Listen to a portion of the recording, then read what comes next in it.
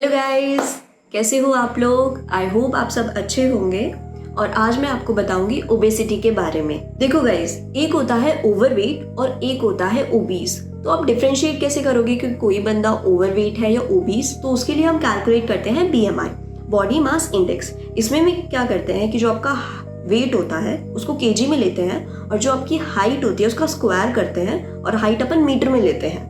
तो इससे जो वैल्यू आती है उससे हम पता लगाते हैं। तो अगर वैल्यू जो है वो 18.5 से लेके 24.9 के बीच में आ रही है तो आप नॉर्मल रेंज में हो, सेफ हो आप, ठीक है। अगर जो आपकी वैल्यू है वो 25 से लेके 29.9 में, मतलब आप ओवरवेट हो, और मोर देन 30 है मतलब आप ओबीस हो, और लेस देन 18.5 है मतलब आप अंडर नरिश्ड हो। तो जल्दी से आप वीडियो पॉज करो और अपना बीएमआई कैलकुलेट करो। एक और तरीका है जिससे आप घर बैठे बैठे ही पता लगा सकते हो कि आप ओवरवेट में आ रहे हो, ओबीस में आ रहे हो या नॉर्मल हो। तो उसके लिए आपको अपने नाभि के लेवल पे अपनी सरकमफेरेंस नापनी है।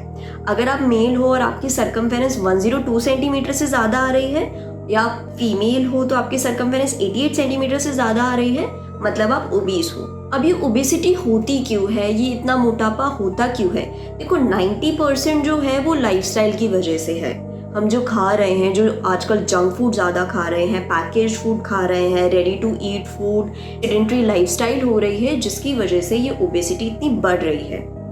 आपको पता है इंडिया वर्ल्ड में 3rd नंबर पे आ रहा है ओबेसिटी के मामले पे, और ऐसा ही चलता रहा तो हम जल्दी फर्स्ट पे आ जाएंगे। लेकिन ये मानना कि जो ओबेसिटी है वो सिर्फ लाइफस्टाइल की वजह से है, हाँ मेनली लाइफस्टाइल की वजह से, आपका स्ट्रेस, आप स्मोकिंग कर रहे हो, लेकिन इसके अलावा भी बहुत फैक्टर्स होते हैं। Age related changes, genetics. एक स्टडी में पाया गया है 150 जीन्स गवर्न करते हैं ओबेसिटी को। तो बहुत कॉम्प्लेक्स है ये। और बहुत सारे एंडोक्राइनल डिसऑर्डर्स की वजह से भी ओबेसिटी होती है, लेकिन बहुत कम केसेस में, 5% केसेस में ही एंडोक्राइनल डिसऑर्डर्स की वजह से होती है। जैसे हमारे एक एड्रिनल ग्लैंड होते हैं, किडनीज के ऊपर एड्रिनल ग्लैंड होते हैं, तो उनका एक डिसऑर्डर होता है कुशिंग सिंड्रोम, उसमें ये हो जाती है। थायराइड में हाइपोथायराइडिज्म में ये हो जाती है, ठीक है। काफ़ी ड्रग्स की वजह से हो जाती है, लॉन्ग टर्म स्टेरॉइड्स लेते हैं उसकी वजह से ओबेसिटी हो जाती है। आनंद अंबानी को तो आप सब लोग जानते ही होंगे, इतनी ग्रैंड वेडिंग करी है, और आप ये भी जानते होंगे कि वो ओबीस हैं। पर आप उसका कारण जानते हैं?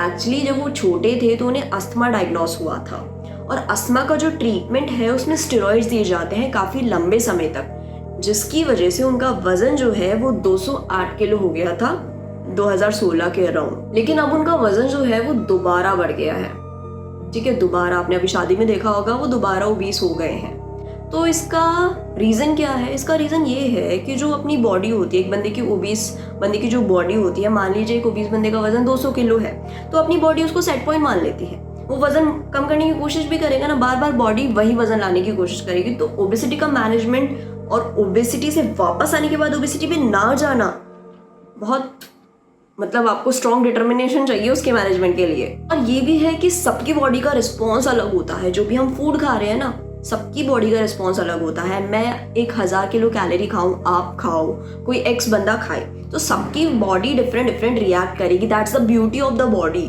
किसी ने वही चीज़ खाई, वो बिल्कुल एक्सरसाइज भी नहीं किया, फिर भी उसका वजन नहीं बढ़ा, और किसी ने वही चीज़ खाई, बहुत एक्सरसाइज भी की, फिर भी वजन इतना बढ़ा गया। चलो किसी को मोटापा हो गया, और जब वो मोटापा होता है तो वो साथ में लाता है बहुत सारी बीमारियां, stroke, diabetes, hypertension, sleep apnoea, सोने में दिक्कत होती है। आप सोते हो ना तो आपके वजन के कारण आपको सांस नहीं आती है, और जॉइंट्स की दिक्कत हो जाती है। भारी वजन के कारण जॉइंट्स की दिक्कत हो जाती है, जॉइंट में पेन होता है, तो बहुत सारी बीमारियां आती हैं। मैनेजमेंट अगर मैं आपको बताऊं तो मैनेजमेंट वही, आपको एक तो स्ट्रॉन्ग डिटर्मिनेशन की जरूरत है, पता है, स्ट्रॉन्ग माइंडसेट की जरूरत है, ठीक है, कि हाँ मुझे ट्रीट करना है, ठीक है।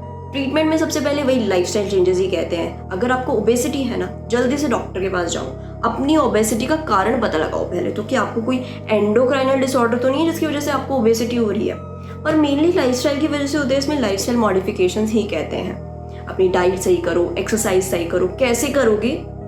आजकल तो बहुत सारे ऐप्स आ गए हैं, फिटनेस ऐप्स आ गए हैं, जिनको आप देख के पूरा ऑनलाइन सब्सक्रिप्शन ले लो। नेटफ्लिक्स और इन सब का भी तो सब्सक्रिप्शन ले रखा है ना आपने, है ना, तो फिर एक ऑनलाइन सब्सक्रिप्शन ऐसे फिटनेस ऐप का ले लो। और इसके अलावा होती है अपनी मेडिसिनल ट्रीटमेंट, उसमें मेडिसिन दी जाती है जो कि फूड एब्जॉर्प्शन को कम कर देती है, ऑर्टिस्टेट, ये सब ड्रग्स होते हैं। और सर्जरीज में क्या करते हैं, पेट के आधे पार्ट को ही काट देते हैं, बेरियाट्रिक सर्जरी बोलते हैं। तो वही ना, एब्जॉर्ब नहीं हो पाएगा और बंदे में कैलोरी नहीं जाएंगी। तो ये होता है, पूरा ऐसे ट्रीटमेंट होता है। लास्ट में मैं ये कहना चाहूंगी कि कोई बंदा ओबीस है ना, वो खुद को ब्लेम मत करो यार। एक चीज के लिए बार बार तो नहीं रो सकते ना, आप सॉल्यूशन ढूंढो। और जो आसपास के बंदे हैं ना, वो भी उसको मोटिवेट करो, उसको ब्लेम मत करो, उसके बारे में बातें मत बनाओ यार ये कितना मोटा है, ये कुछ करता क्यों नहीं है, इसको कुछ करना चाहिए। क्योंकि आप उसकी कंडीशन नहीं जानते हो ना कि वो उसके साथ ऐसा क्यों हुआ है, ठीक है। तो वो अपन को फालतू की बातें नहीं बनानी है ना, अपन को उसको मोटिवेट करना है कि भाई तू कर सकता है।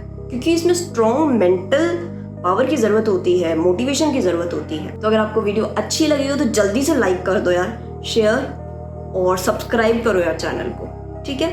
और कोई अगले टॉपिक पे वीडियो बनानी हो तो जल्दी से कमेंट सेक्शन में लिख देना। तब तक के लिए बाय।